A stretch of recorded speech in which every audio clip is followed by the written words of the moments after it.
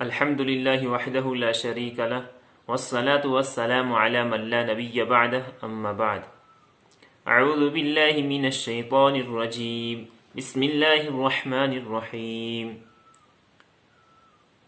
پارہ نمبر 10 وَاعْلَمُوا أَنَّمَا غَنِمْتُم مِّن شَيْءٍ فَأَنَّ لِلَّهِ خُمُسَهُ وَلِلرَّسُولِ وَلِذِي الْقُرْبَى۔ سورہ انفال کے شروع میں مال غنیمت کے بارے میں سوال و جواب کا ذکر تھا۔ اب 10ویں پارے کے شروع میں اس کی مزید تفصیل بیان کی جا رہی ہے۔ مال غنیمت کے اولاً 5 حصے کیے جائیں گے، ان میں سے 4 حصے مجاہدین کے درمیان برابر تقسیم کیے جائیں گے، اور مال غنیمت کا 5واں حصہ چونکہ خالص اللہ تعالیٰ کی ملکیت ہے، اس لیے یہ حصہ اللہ تعالیٰ کی طرف سے نبی اکرم صلی اللہ علیہ وسلم اور آپ صلی اللہ علیہ وسلم کے قرابت داروں، یتیموں، مسکینوں اور مسافروں کو دیا جائے گا۔ اذ انتم بالعدوۃ الدنیا وهم بالعدوۃ القصوى والركب اسفل منکم۔ یہاں سے پھر اللہ تعالیٰ نے غزوہ بدر کا ذکر فرمایا۔ غزوہ بدر مسلمانوں اور کفار کے درمیان وہ پہلی جنگ ہے جس نے مشرکین مکہ اور کفار کی کمر توڑ کر رکھ دی تھی۔ اس غزوہ میں ظاہری اور مادی طور پر مسلمانوں کے فتح پانے کا کوئی امکان نہیں تھا اور مشرکین مکہ کی شکست کا کوئی احتمال نہیں تھا، مگر اللہ تعالیٰ کی غیبی قوت نے سارے ساز و سامان اور ظاہری اسباب کی کایا پلٹ دی۔ یہی وہ جنگ ہے جس نے اسلام کی فتوحات کے دروازے کھولے۔ غزوہ بدر میں شریک صحابہ کرام رضی اللہ عنہم اجمعین کا خاص مقام ہے۔ یا ایھا الذین آمنوا اذا لقیتم فئۃ فاثبتوا واذکروا اللہ کثیرا لعلکم تفلحون۔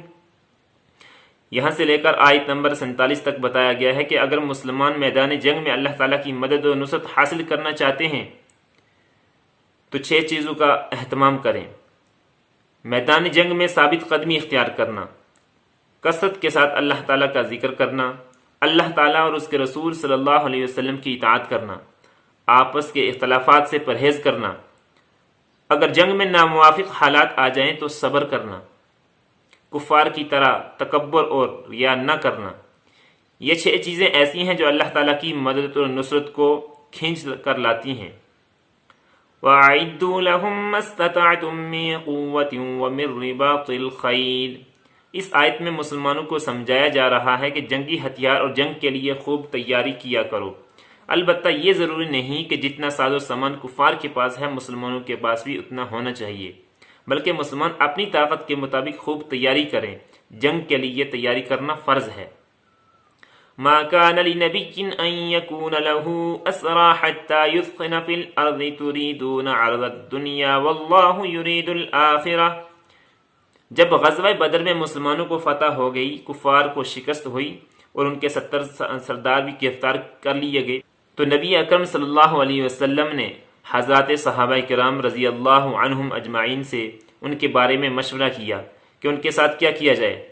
حضرت صدیق اکبر اور دیگر صحابہ کرام رضی اللہ عنہم کی رائے تھی کہ فدیہ لے کر انہیں چھوڑ دیا جائے، جبکہ حضرت فاروق اعظم اور حضرت سعد بن معاذ رضی اللہ عنہم کی رائے تھی کہ انہیں قتل کر دیا جائے۔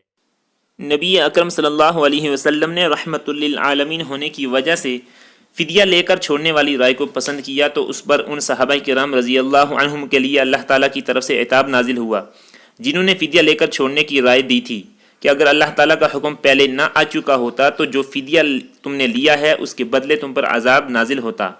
والذین آمنوا وہاجروا وجاہدوا فی سبیل اللہ والذین آووا ونصروا اولئک هم المؤمنون حقا لهم مغفرۃ ورزق کریم۔ سورہ انفال کے آغاز میں جہاد کا ذکر تھا اور اختتام میں ہجرت کا ذکر ہے۔ ان آیات میں اللہ تعالیٰ نے مہاجرین اور انصار کا تذکرہ فرمایا کہ مہاجرین وہ ہیں جنہوں نے دین اسلام کے لیے ہجرت کی، اور انصار وہ ہیں جنہوں نے اللہ تعالیٰ کی رضا کے لیے انہیں ٹھکانہ دیا اور ان کی مدد کی۔ اللہ تعالیٰ نے دونوں گروہوں کے ایمان کی گواہی دیتے ہوئے فرمایا کہ یہی پکے مومن ہیں اور ان کے لیے بخشش اور عزت کی روزی ہے۔ سورہ توبہ، اس سورت کا نام سورہ توبہ ہے۔ ان میں ان مخلصین صحابہ کرام رضی اللہ عنہم کی داستان اور توبہ کا ذکر ہے جو غزوہ تبوک میں کسی وجہ سے شریک نہ ہو سکے، پھر انہوں نے سچے دل سے توبہ کی تو ان کی توبہ قبول ہو گئی، جس کا ذکر آیت نمبر 118 میں ہے۔ اسی مناسبت سے اس سورت کا نام سورہ توبہ رکھ دیا گیا ہے۔ سورہ توبہ فتح مکہ کے بعد نازل ہوئی اور اس کی پہلی 5 آیات میں 4 قسم کے مشرکین کے احکامات بیان کیے گئے ہیں۔ پہلی قسم براءۃ من اللہ ورسولہ الی الذین عاہدتم من المشرکین، وہ جن سے کسی قسم کا معاہدہ صلح نہیں تھا، ان کو 4 ماہ کی مہلت دی گئی تھی کہ اگر وہ اسلام قبول کر لیں تو ٹھیک، یا جزیرہ عرب سے باہر جانا چاہیں تو اس کی ترتیب بنا لیں، وگرنہ انہیں جنگ کا سامان کرنا ہوگا۔ دوسری قسم وہ جن سے معاہدہ صلح بغیر تعین مدت کے ہوا تھا، ان کا حکم بھی پہلی قسم والا ہے۔ ان دونوں قسموں کا آیت نمبر 1 اور 2 میں ذکر کیا گیا ہے۔ تیسری قسم إِلَّا الَّذِينَ عَاهَدتُّم مِّنَ الْمُشْرِكِينَ ثُمَّ لَمْ يَنقُصُوكُمْ شَيْئًا وَلَمْ يُظَاهِرُوا عَلَيْكُمْ أَحَدًا فَأَتِمُّوا إِلَيْهِمْ عَهْدَهُمْ إِلَى مُدَّتِهِمْ، وہ جن سے صلح کا معاہدہ کسی خاص میعاد کے لیے کیا گیا اور وہ اس معاہدے پر قائم رہے، ان کے بارے میں یہ حکم دیا گیا کہ ان کے معاہدے کی جتنی مدت باقی ہے اس کو پورا کیا جائے۔ ان کے معاہدے کی مدت ختم ہونے میں 9 ماہ باقی تھے تو انہیں 9 ماہ تک مہلت دی گئی۔ چوتھی قسم فَإِذَا انسَلَخَ الْأَشْهُرُ الْحُرُمُ فَاقْتُلُوا الْمُشْرِكِينَ حَيْثُ وَجَدتُّمُوهُمْ، وہ مشرکین جن سے حدیبیہ میں صلح کا معاہدہ ہوا اور انہوں نے خود اس کو توڑ دیا، اسی نقض معاہدہ کی وجہ سے آپ صلی اللہ علیہ وسلم نے مکہ پر حملہ کر کے بغیر خون خرابے کے فتح فرما لیا تھا۔ ان کے لیے مہلت تو نہیں تھی، لیکن حج کے موقع پر ان سے برات کا اعلان کیا گیا تھا جو خود حرمت والا مہینہ تھا۔ اس کے بعد محرم، وہ بھی حرمت والا مہینہ تھا، اسی وجہ سے محرم کے آخر تک ان کو بھی مہلت دی گئی کہ اگر وہ ایمان نہ لائیں یا جزیرہ عرب سے باہر نہ جائیں تو ان کو قتل کر دیا جائے۔ ما كان للمشركين ان يعمروا مساجد الله شاهدين على انفسهم بالكفر اولئك حبطت اعمالهم وفي النار هم خالدون۔ گزشتہ آیات میں بھی مشرکین کا ذکر تھا، اب یہاں بھی انہی کا ذکر ہے۔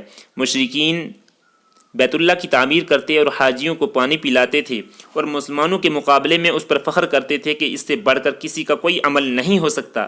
یہاں سے ان کی تردید کی جا رہی ہے کہ مسجد کی خدمت یا حاجیوں کو پانی پلانا بڑی خدمت ہے، بشرطے کہ ایمان ہو۔ مشرک کے پاس ایمان نہیں، اس لیے اعمال کا کوئی فائدہ بھی نہیں۔ آگے یہ فرمایا کہ تعمیر مساجد وغیرہ امور اہل ایمان کا حق ہے۔ لقد نصرکم اللہ فی مواطن کثیرۃ ویوم حنین، یہاں سے آگے غزوہ حنین کا واقعہ بیان کیا جا رہا ہے۔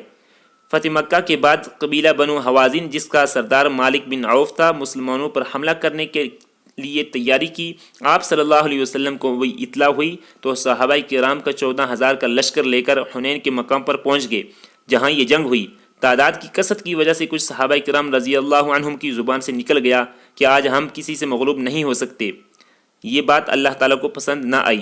جب مسلمان ایک تنگ وادی سے گزر رہے تھے تو بنو حوازن کے تیر اندازوں نے یکایک حملہ کر دی جس سے مسلمانوں کے پاؤں اکھڑ گئے، لیکن آپ صلی اللہ علیہ وسلم اور کچھ صحابہ کرام ثابت قدم رہے۔ پھر حضرت عباس رضی اللہ عنہ کے آواز لگانے پر صحابہ کرام پلٹے، نتیجتاً مسلمانوں کو فتح حاصل ہو گئی اور کفار شکست کھا کر بھاگ نکلے۔ ان کے 70 آدمی مارے گئے، بہت سارا مال غنیمت بھی ہاتھ آیا اور تقریباً 6,000 جنگی قیدی بھی بنائے گئے۔ مسلمانوں کو یہاں یہ بات سمجھائی جا رہی ہے کہ اپنی کثرت اور طاقت پر نظر نہیں کرنی چاہیے، بلکہ اللہ تعالیٰ کی ذات پر بھروسہ اور توکل رکھنا چاہیے۔ مدد اور نصرت، فتح اور شکست اللہ تعالیٰ کی طرف سے ہوتی ہے۔ قاتلوا الذین لا یؤمنون باللہ ولا بالیوم الآخر، گزشتہ آیات میں تھا کہ مشرکین کے لیے جزیرہ عرب میں رہنے کی گنجائش نہیں، اب یہاں مسلمانوں کو حکم دیا جا رہا ہے کہ اہل کتاب سے جہاد کرو یہاں تک کہ وہ ذلیل ہو کر جزیہ دیں۔ اہل کتاب آپ صلی اللہ علیہ وسلم کی مبارک زندگی میں جزیرہ عرب میں غیر مسلم شہری کی حیثیت سے رہ کر جزیہ ادا کرتے رہے۔ پھر آپ صلی اللہ علیہ وسلم ہی کی وصیت کے مطابق حضرت عمر فاروق رضی اللہ عنہ کے دور خلافت میں اہل کتاب کو جزیرہ عرب سے نکال دیا گیا۔ وقالت اليهود عزير ابن الله وقالت النصارى المسيح ابن الله ذلك قولهم بافواههم، یہاں سے لے کر کئی آیات تک اہل کتاب کا ذکر ہے۔ اہل کتاب سے یہود حضرت عزیر علیہ السلام کو اور نصارہ حضرت عیسیٰ علیہ السلام کو اللہ تعالیٰ کا بیٹا مانتے تھے۔ یہاں ان کی تردید کرتے ہوئے فرمایا کہ یہ ان کے منہ کی بنائی ہوئی باتیں ہیں، اللہ تعالیٰ ان کی مشرکانہ باتوں سے پاک ہے۔ یا ایہا الذین آمنوا ان کثیرا من الاحبار والرہبان لیأکلون اموال الناس بالباطل، اہل کتاب ناحق طریقوں سے لوگوں کا مال کھاتے تھے۔ ان میں سے ایک طریقہ یہ تھا کہ شریعت موسوی میں تحریف کرتے اور اس پر لوگوں سے پیسے لیتے۔ یہاں اللہ تعالیٰ فرما رہے ہیں کہ ان کے لیے قیامت کے دن دردناک عذاب ہوگا۔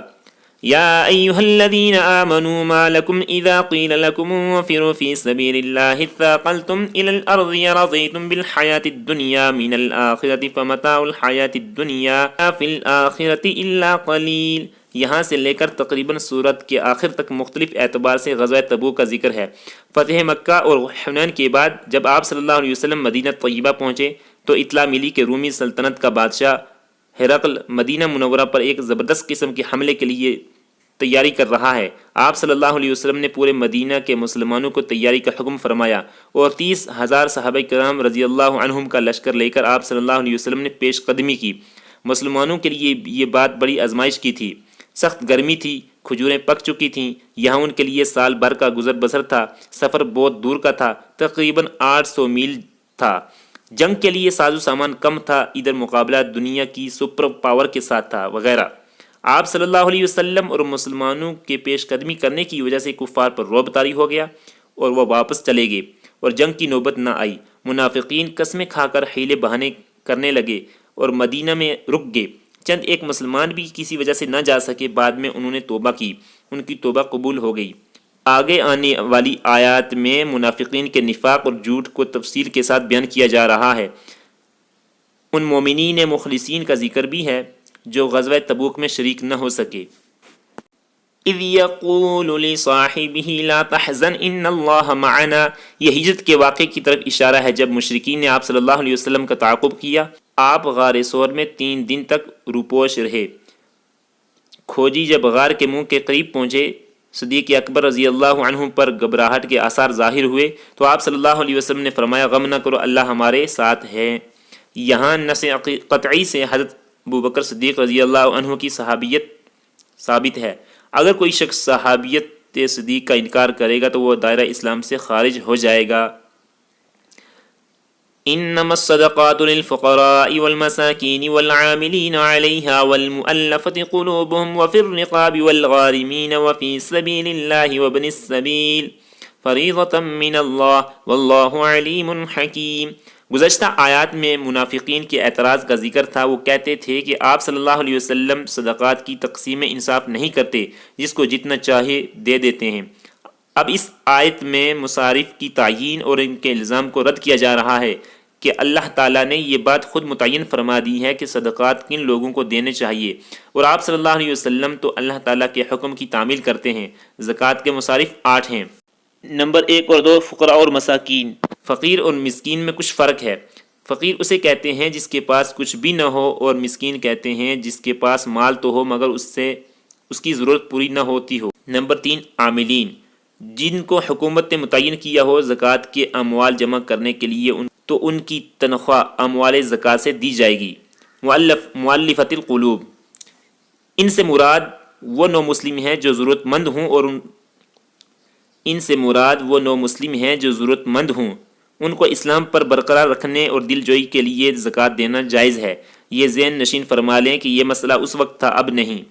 پھر رقاب، غلام کو آزاد کرنے کے لیے، یعنی اگر غلام کو اس کا مالک کہہ دے کہ تو اتنے پیسے دے دے میں تجھے آزاد کر دوں گا تو اس کو زکوٰۃ دینا جائز ہے تاکہ وہ آزاد ہو جائے۔ غارمین، مقروض کو زکوٰۃ دینا تاکہ قرض سے اس کو نجات مل جائے۔ نمبر 7 فی سبیل اللہ،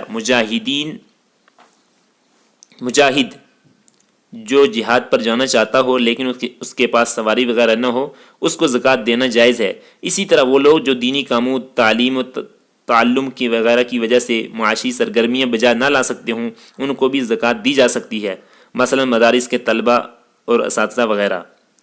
ابن السبیل، مسافر، یعنی ایسا شخص جس کے پاس اپنے گھر میں تو الحمدللہ پیسے موجود ہیں لیکن سفر میں اس کے پاس پیسے نہیں ہیں، اس کو ضرورت پڑ گئی ہے تو اس کو زکوٰۃ دینا بھی جائز ہے۔ استغفر لهم او لا تستغفر لهم ان تستغفر لهم 70 مرة فلن يغفر الله لهم۔ اب یہاں نبی اکرم صلی اللہ علیہ وسلم سے فرمایا جا رہا ہے کہ منافقین کے لیے اگر آپ 70 بار بھی مغفرت کی دعا کریں تب بھی اللہ تعالیٰ انہیں معاف نہیں فرمائیں گے۔ اور اگلی آیت وَلَا تُصَلِّ عَلَىٰ أَحَدٍ مِّنْهُمْ مَاتَ أَبَدًا وَلَا تَقُمْ عَلَىٰ قَبْرِهِ میں منافقین کا جنازہ پڑھنے اور قبر پر کھڑے ہونے دعائے مغفرت کرنے سے بھی منع فرما دیا۔ یہ آیت عبداللہ ابن سلول منافق کی موت اور اس پر نماز جنازہ کے متعلق نازل ہوئی۔ آپ صلی اللہ علیہ وسلم نے اس پر نماز جنازہ پڑھی، پھر یہ آیت نازل ہوئی۔ اس کے بعد نبی اکرم صلی اللہ علیہ وسلم نے کبھی بھی کسی منافق کی نماز جنازہ نہیں پڑھی۔ وآخر دعوانا الحمد للہ رب العالمین۔